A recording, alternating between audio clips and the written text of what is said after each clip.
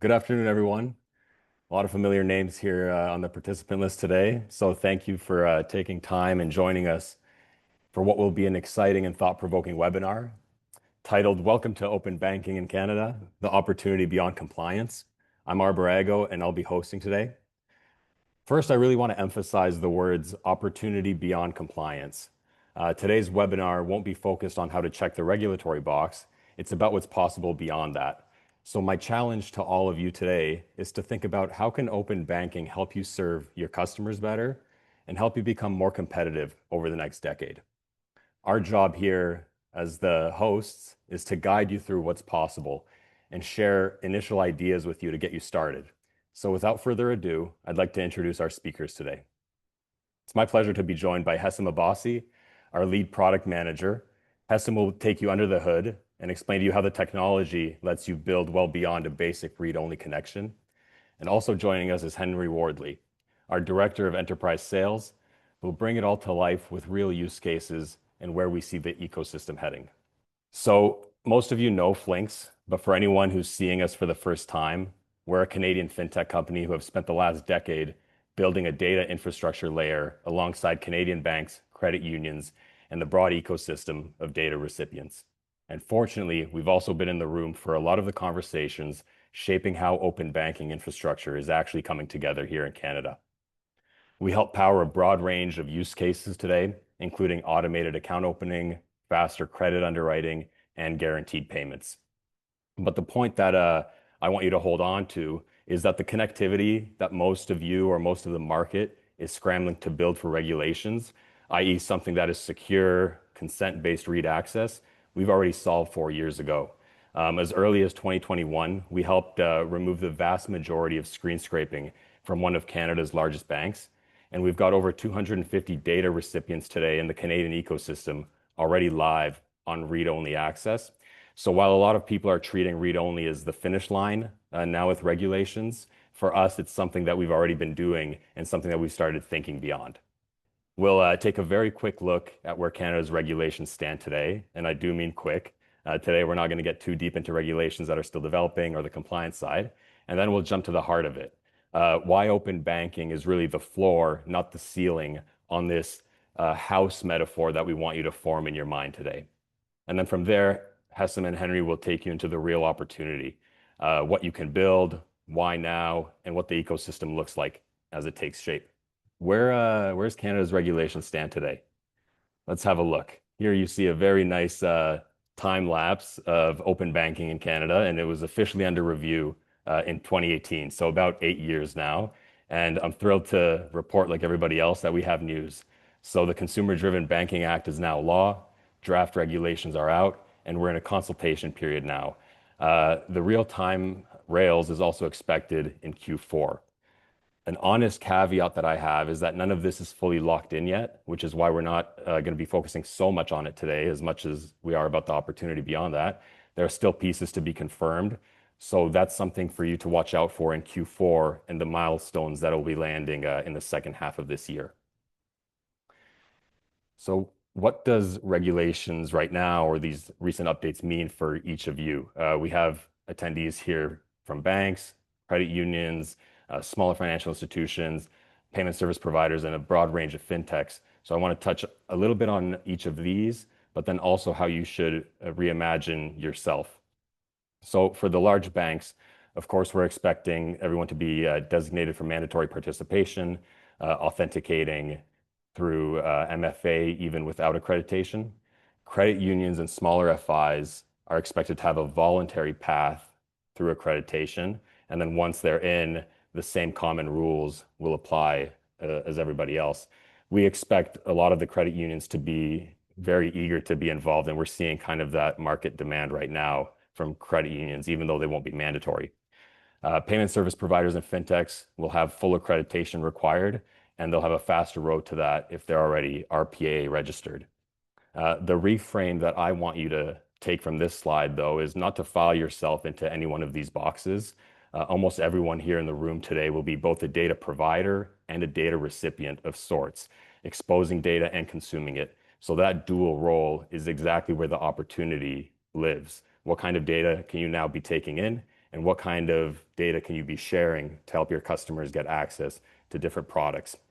How do we want you to approach open banking? Our suggestion is to take this compliance required APIs and add non-compliance APIs to power new use cases. These non-compliance APIs can be seen as additional ingredients that will help you grow the size of the pie. So for example, if you take your read access APIs and add lending APIs, maybe now you can power a new lending use case. Or if you take read access APIs and add account opening APIs to that, now you can help your customers open an account to your bank account through a third-party application. Moving forward, I'd actually like to bring in Hessam into this webinar now to talk about the infrastructure layer and the technology required to support compliance, and then what's needed to build on top of that. Keeping in mind the metaphor of a house, the compliance stuff is just the floor, but you can't really move into a house if there's just foundation. You need to add to it to get the real value. So Hessam, welcome, and I'd like to shift this over to you now. Thank you, folks. And hi, folks. Pleasure to meet you all. My name is Hessam. I'm the lead product manager at Flinks. I've spent the last 4 to 5 years working on open banking in Canada, both in terms of taking solutions and platforms to market, as well as taking integrations and implementations with different data providers and data recipients to market. So there's a lot of great insights that I look forward to sharing with you guys today. So I wanted to start off today with some of the common components around open banking and discuss a current recurring theme that we're observing and something that we wanted to make sure that everybody's aware of and has visibility around. And that's really got to do with modularity, being able to add components on top of existing functionality with open banking. And the reason for this is that open banking, as you guys can see on this slide, it's a journey. It's not a one-stop shop where, you share your APIs and you're done. Depending on the type of participant you are, you start at different parts. So if we were to think about, let's say, a larger FI, they start with read-only data and data out use cases. They then build on top of that and go to write access and data in use cases, as also the regulations provision for that and evolve for that down the line. And it's really important to get some of these common components and these foundational components that we've captured here right, in order to extrapolate the value and not have to rebuild or build things twice down the line. And so one of the things that we think about, like as it comes to, as an example, when you go from the foundation to data out, is some of the value that's unlocked there. We've captured this visual here. I think, as Arbor was mentioning, there is a tendency within our market, within some of the stakeholders, to think about data out as just a bit of a compliance checklist, but that's not really what it is. I think there's a lot of value add from just a standalone perspective when it comes to data out. Our observations today in the market are that banks, as well as other participants, are getting a lot of requests from different fintech apps. But they're not getting the granular details in terms of who that fintech app actually is, who the client is that's actually sharing their data, and then even the more granular details in terms of like the data scope and the account types and all that's actually being provisioned for sharing in that sort of use case scenario. So even from just a pure data out standalone perspective, there's a lot of value that can be unlocked there when it comes to monitoring, when it comes to risk events. Let's say you identify a lot of your client base sharing information with a specific PFM app. There might be signals there, right, in terms of the internal PFM experience or the internal insights. Conversely, if a lot of your clients are sharing data with, let's say, a lending adjudication app or a lending app of some sort, you might need to kind of like look at your lending products and understand if there's any unmet needs. So monitoring is part of it, as I mentioned, and that can really translate into business insights and strategy from the business level. But there's also the risk component of this. In today's world, there's not a lot of, I would say, oversight in terms of being able to get those insights and translate them into functionalities, whereby if a risk event happens, let's say a client has their account taken over, or even worse, like a data recipient has some sort of risk event on their end, being able to revoke that functionality and have that control from a risk mitigation perspective.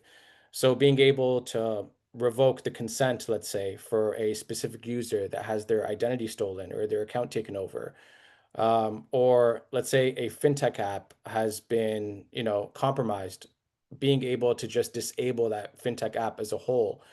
That today is not existing functionality that, from a standalone data out perspective, adds value and different participants can partake in and get the value out of as we go under this regime. The real, I think, cool stuff when it comes to client experience and revenue crystallization, as you think about yourself as a business, really comes in from the data in angle and really coupling the read access that's available today with right functionality. And our observations right now in the market is there's a high demand for things like use cases around account openings, account switches. And what I mean by account switch is, you might open an account at a new FI, but you haven't translated all of the existing touch points at your previous FI to the new FI. So things like your e-transfer contacts, your bill payees, components like that. Use cases like payroll migration, lending verification, as we discussed right now, specifically for underserved segments. There's a lot of value that can be unlocked there. And when we think about SMBs, accounting integration is a critical thing that we're getting a lot of demand for right now. So all this to say with this slide that open banking, again, is not a checklist, it's a journey. But the way you tackle that journey and the way that you approach that journey is critical because you don't want to rebuild as you go through the journey. You want to layer on top and have that modularity and that capability to add on top as you think about some of these capabilities and some of these use cases. I'm going to double click on two components here. One is the APIs, and then the other one is the consent. So on the API front, there's different categories by which APIs right now happen to take place in the Canadian market.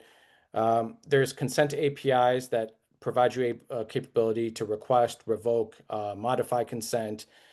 There's operational categories of APIs that allow you for DCR, what we call DCR. It's basically dynamic client registration for a fintech app to basically subscribe to a given bank and register with that bank once they've fulfilled the accreditation criteria and share the scopes, share the information that they need, and really be part of that FI network. And then there's the core foundational layer, which is the data APIs that are really meant for data extraction and data delivery.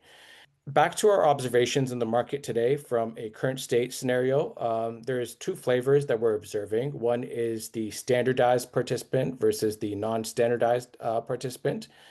And the standardized follows well-known standard API specs, data schema, data structures, that for the most part, if you think about market standards today, let's maybe as an example, talk about FDX, they conform to, and that we can ingest at a bit more of a holistic level and not have to do too much translation or transformation on top of that data.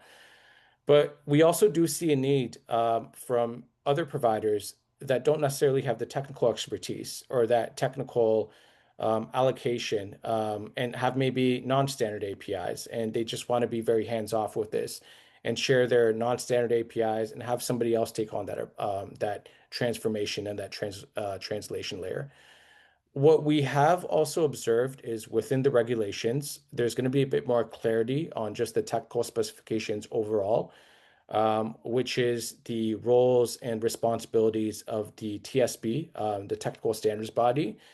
And with the appointment of the TSB, we do expect more or less for more data participants and ecosystem participants to have visibility on what actually goes into the data structures, what the account types are, what account categories they fall under, and then also what the API specs actually look like.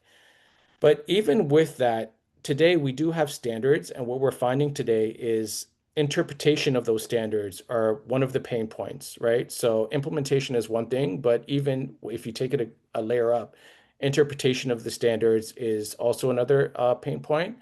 And not all banks are at the same level in terms of their technology, their expertise, and the allocation of resources that they have to kind of like put behind resources for something like an open banking team or an open banking regime. And that's allowed us to pivot our thinking and our experience here in terms of thinking about the APIs as maybe just a plumbing line or just a pipeline, and thinking about it as a bit more of a platform. So I'll give you guys an example. Maybe you go to market with a very standardized format and you're sharing the data that you want to share at that point in time, which could be client info, account info, transaction info, but that evolves over time.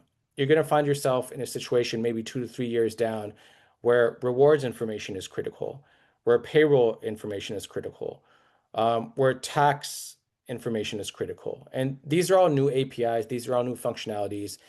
And the way that we're suggesting to build this is in a modular way where you layer on top and add on top, and you're not really reinventing the wheel in terms of the technologies at play here.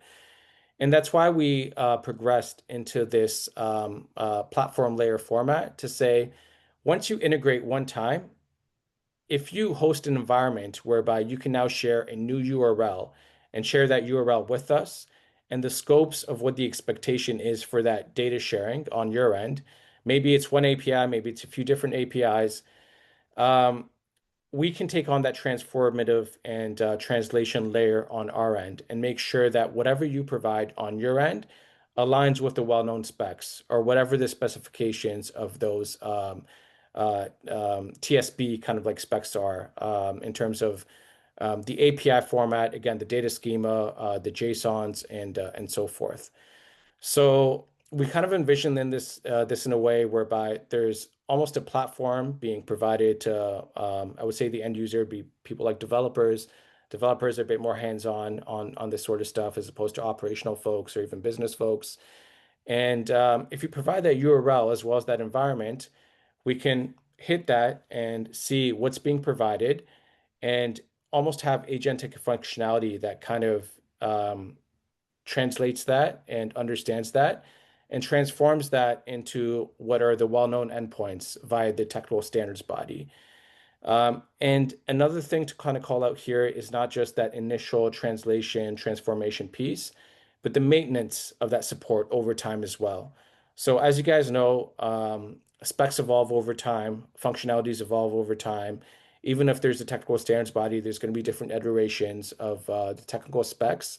And offloading that is also a big, I would say, needs that we're seeing in the market right now, so that there's less of an operational burden, operational hurdle in terms of having to define technical team from a participant angle, and you kind of just offload that perspective to the partner that you're working with. And the last thing that I'll call out here is speed to market is another big thing that we're, finding out here.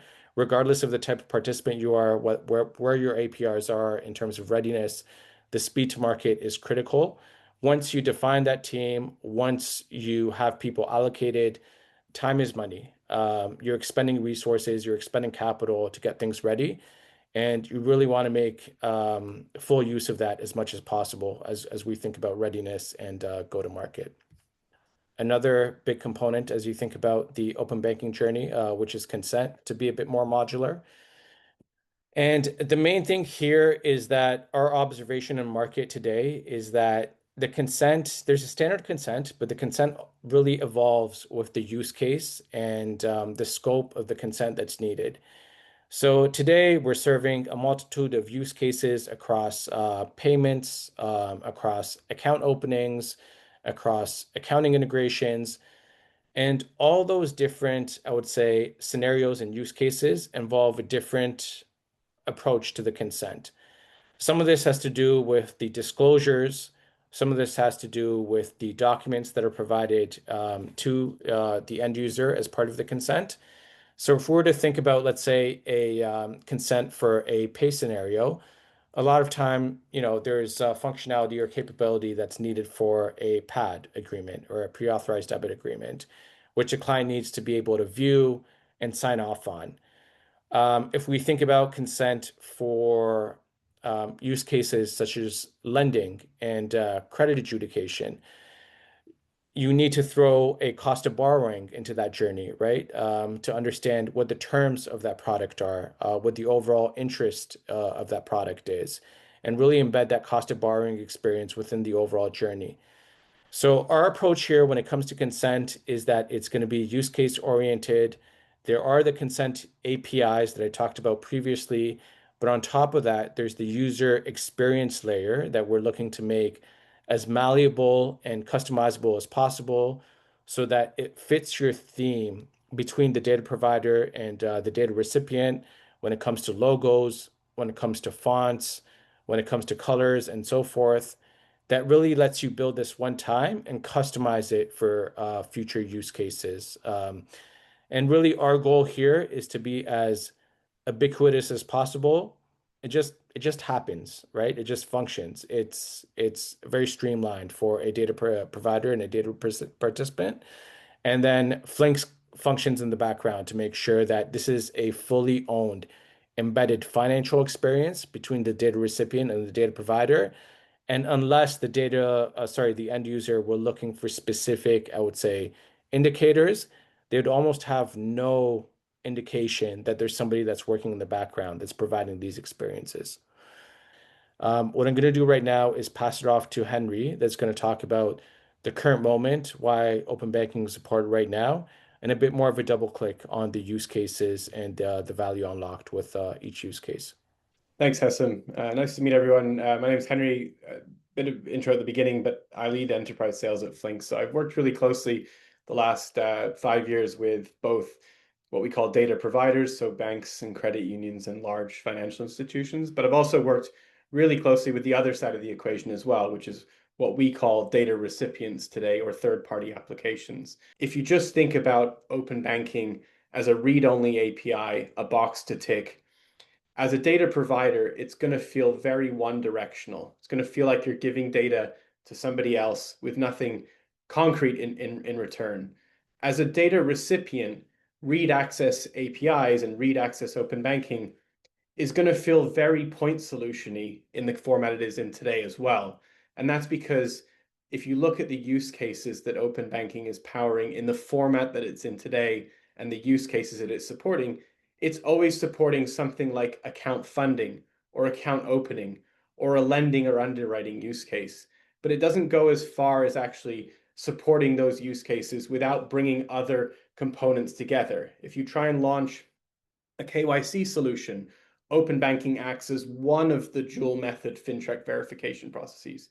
That naturally implies that you have to go and bring other solutions together to use open banking in the read access in the read only functionality to build an onboarding use case. If you're looking to do account funding, open banking can help serve as the instant bank verification to help set up a customer's ability to move money into your organization.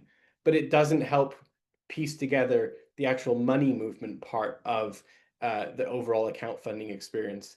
And I could keep going on. In the lending space, it doesn't help support the ability for a customer to actually receive their funds and learn of an underwriting decision from the bank that is providing the data either. And so we really look at read-only open banking as very limited in what it's going to achieve in the ecosystem in the regulatory format. And so, a couple of years ago, we started thinking, how do we go beyond that point of having just a read-only API? And this is where we think the opportunity can be reversed, where as a data provider, if you layer on open banking read-only APIs, which you are potentially going to have to do in the next 2 years, but start thinking about the other APIs that you could support third parties with to help enhance or create new use cases in the ecosystem, then this becomes something that the bank or FI can treat as a revenue opportunity, as a customer experience opportunity.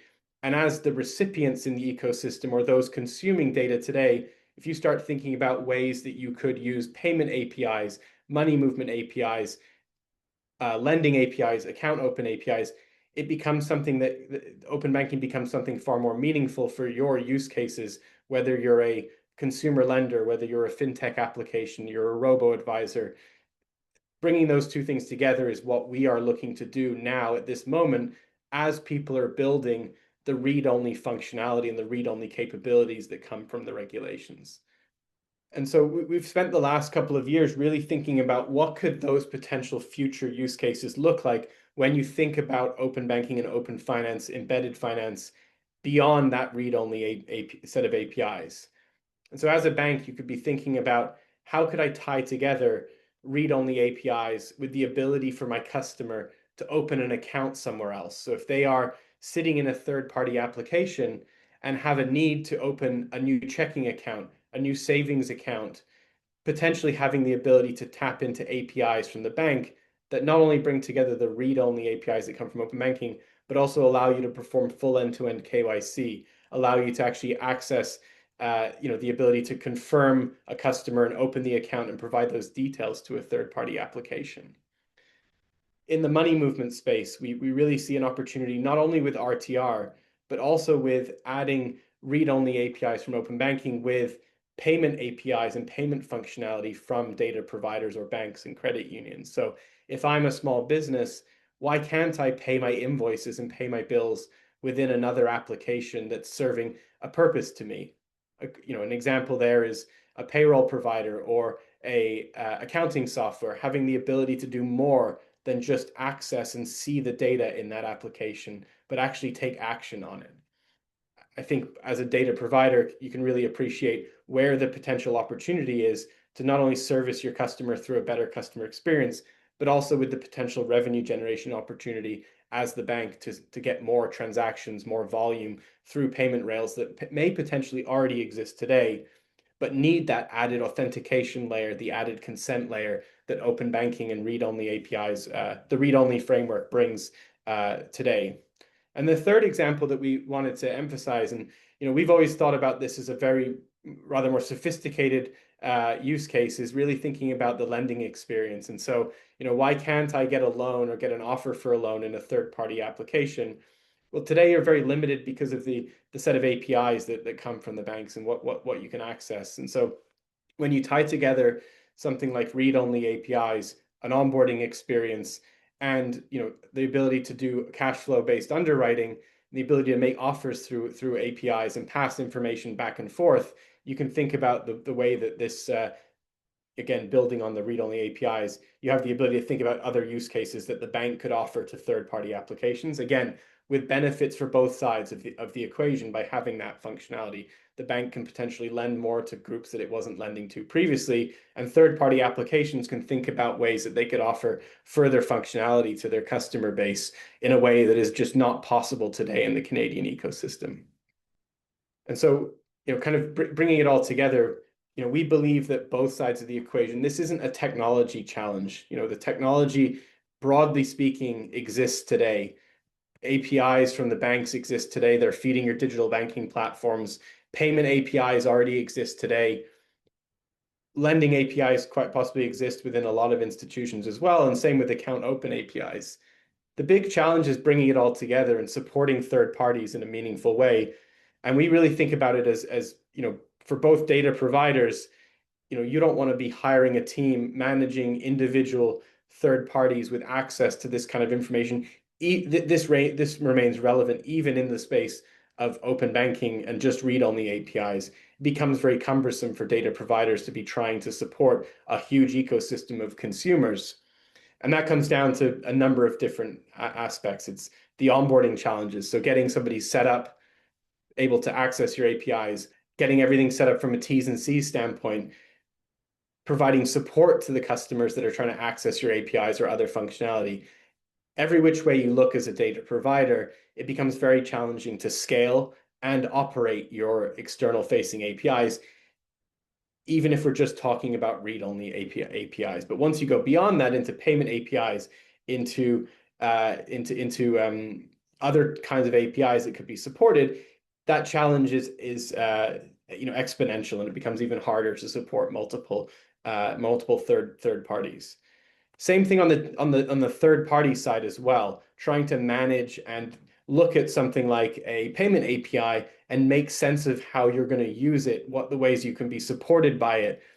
And that's where, kind of bringing Flinks into this equation, we can act as that kind of middle layer, helping both the data providers create a scalable product that goes beyond the read-only open banking APIs, but also as a third party in the same way that you may have been working with us or others today, providing that infrastructure, providing that user experience layer to help stand up and support you with not only the read-only data, but payment APIs and other types of APIs that we could support from data providers. And how we do that today is both by providing a technology service to our clients, but also a managed service. And we've been really focused in the last year on helping clients deliver these custom experiences or custom infrastructure layers that work with those different sides of the equation through a professional services team. And so Flinks is very much here to help support clients as they think beyond the open banking read access APIs. As Arbor mentioned at the very beginning, we feel very confident that we've solved that part of the equation. We know that there are some unknowns, and we will tackle those unknowns when we hear more from the government. But where we are thinking now is how do we help support our clients and partners with more functionality, and how can we alleviate a lot of the technology costs, a lot of the managed service costs that go into building and supporting beyond the open banking framework. Payments is a big one for us. We launched our payment solutions a year ago, but we've been very heavily focused in the investment space and the accounting space, and looking at ways that we can build out further lending capabilities and finding data providers that will support us with those APIs and functionality today. And so you should see from Flinks over the next several months and years just our enhanced solution set, offering more and more to our clients to help with more use cases beyond just what read-only open banking can provide. Thank you, Henry, and Hessam. We'll keep this kind of takeaway very light before we go into our Q&As, but these were kind of the main takeaways we wanted to impart on you today. So first was reframing this moment as more than just an opportunity to become compliant, which, is good, but frankly, a little bit boring. There's so much more outside of that. We also wanted to talk about what you can build today can be added to later on when regulations are in place, so you're not having to rework things, and it can be expanded, kind of like that house metaphor. And then really an urge or a challenge to think about how you can join this ecosystem, because it will have a snowballing effect. The more companies and institutions that join, the better the opportunities will be here for everybody. So with that, we'd like to go to a question period now. I want to start with my question first, and Henry, I think this is one for you. We talked about some great use cases, which are like account switching, and they seem kind of like very comprehensive use cases. What can some data providers or data recipients be doing today to start building towards a future state use case that requires multiple different APIs, maybe like a lighter way of, crawling, walking, then running towards a large use case? I'd go back to Arbor. The way that you framed the beginning, it's really about the infrastructure and the foundations that you're putting in place today. So, thinking about something like account switch or account open, it's not just one API, it's a set of APIs, it's a set of functionality, it's an orchestration layer that you're putting in place. And so how do you start with that as a data provider is to think about the infrastructure layer and the foundations that you're putting in place that can potentially support that as a future use case down the road. As a data recipient, I think you want to be thinking about what use cases could you be taking advantage of beyond just read-only open banking. So, getting access to something beyond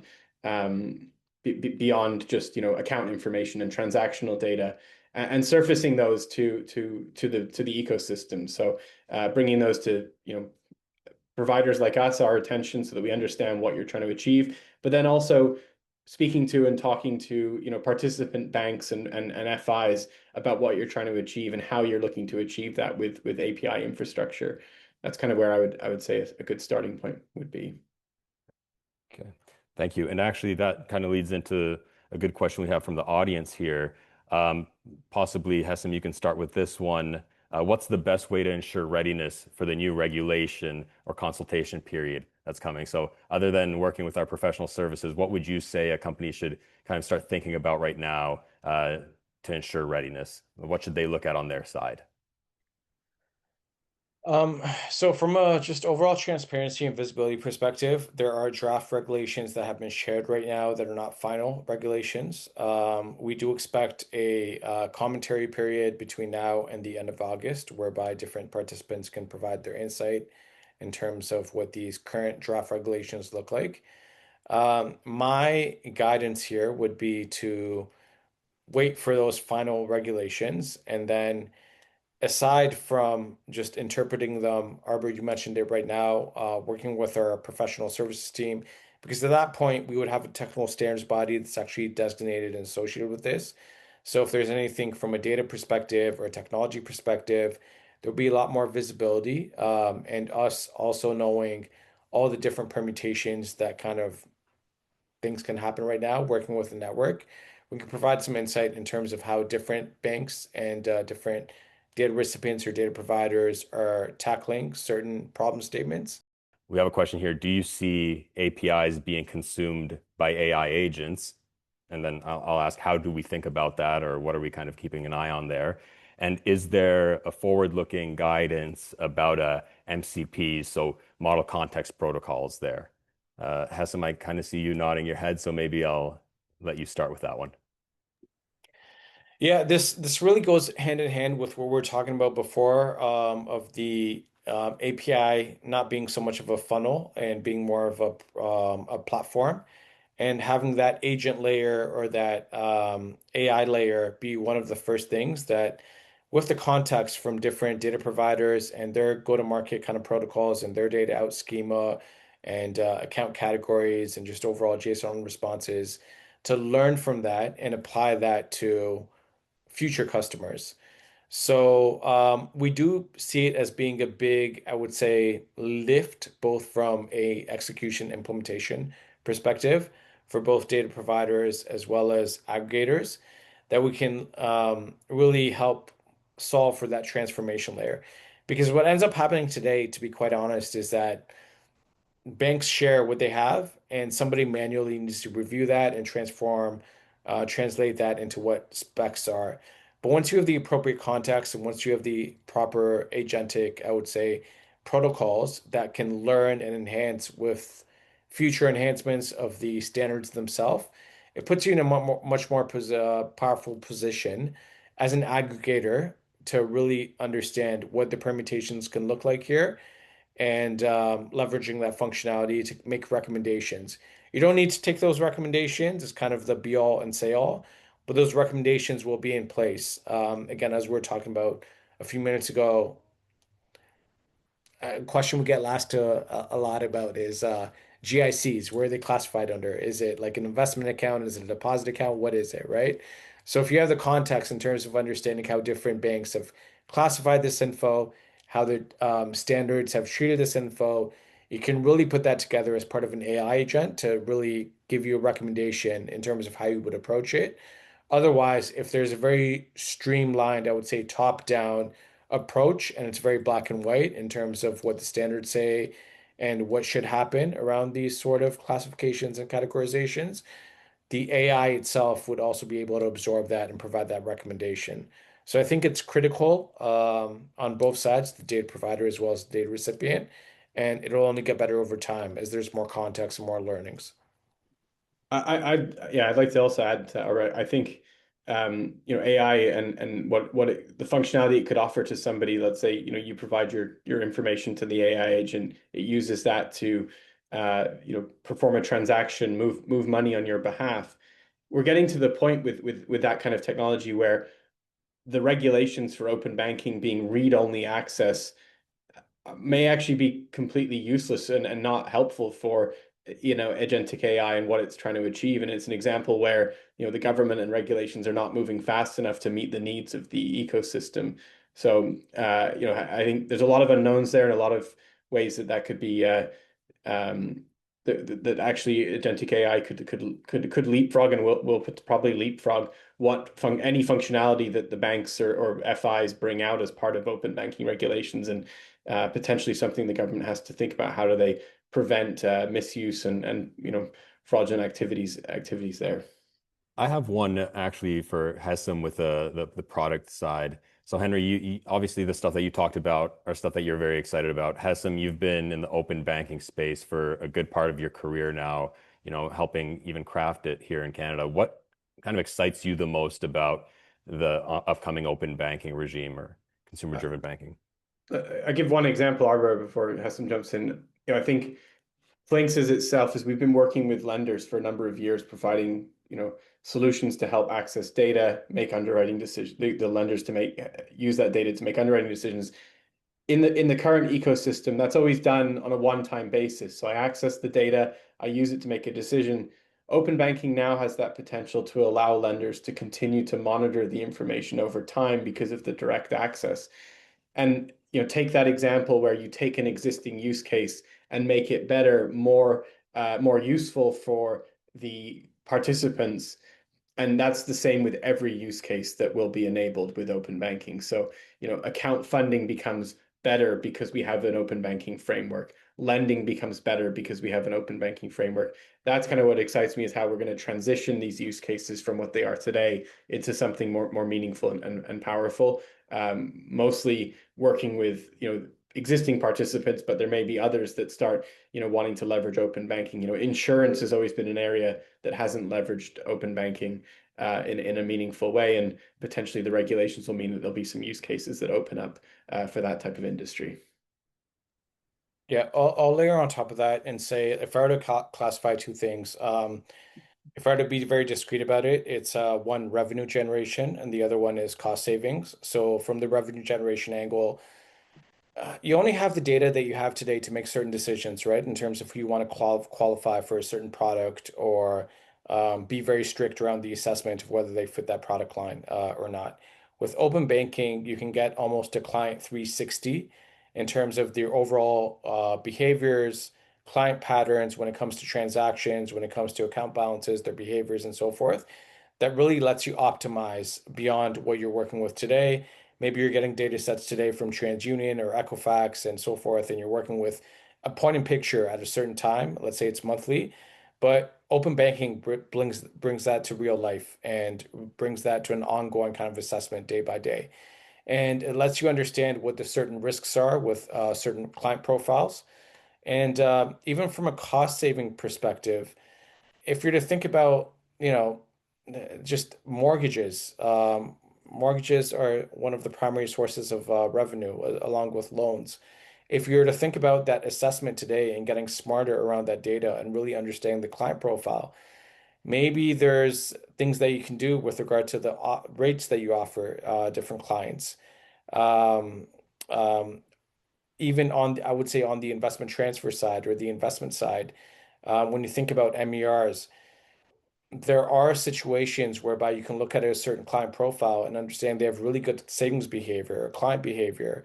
And as a result, I want to give this person preferential treatment via bonuses or via maybe cashbacks for their investment products, even though they have maybe a standard MER. So these are things that overall will either generate revenue or either cost save in terms of risk or revenue generating outcomes for the client, and helps them be able to segment their clients a bit better when it comes to marketing, understanding their client profiles, and what best suits that client's needs that is not being served today potentially, that they're potentially going to other platforms or providers for today. So those are the things that, both from a participant perspective as well as a client perspective, I feel like drive a lot of value and I'm most excited about. Amazing.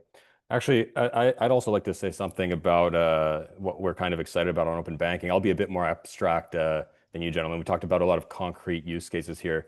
What I would say I'm most excited about for open banking is the unknown innovations that will come from this period.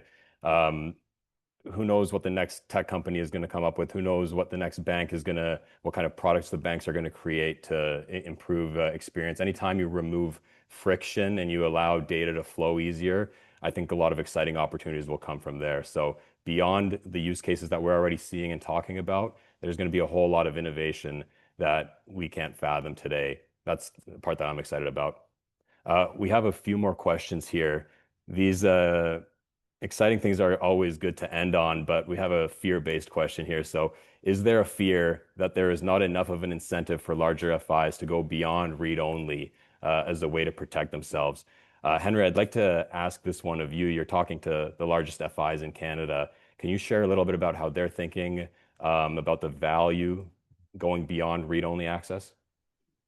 Yeah, kind of speaking to something I mentioned earlier, I do think that read only actually probably presents more of a fear in the sense that it's very one directional. So you're always feeling like you're giving data away, and a lot of the use cases are not just giving data away, but you're facilitating a customer opening an account somewhere else. You're facilitating a customer getting a loan somewhere else as an FI. I think that equation flips when you think about APIs and use cases beyond the read-only data. So like I mentioned earlier, when you start supporting a client with read-only APIs and bill pay APIs or payment APIs, there's the potential for you, the bank, to become far more relevant in that equation and continue to be relevant. You're no longer giving away a customer, you're facilitating a customer to open an account somewhere else to then generate and produce transactions still at your organization. So I actually think you become more relevant, more sticky, and become more central to that customer's overall experience when you think beyond read-only open banking. And so I think I can understand why there may be the thought that it would become something that you don't want to do because there's no benefit. But I also think that the benefits only can be really seen if you think beyond read-only open banking. Thanks, Henry.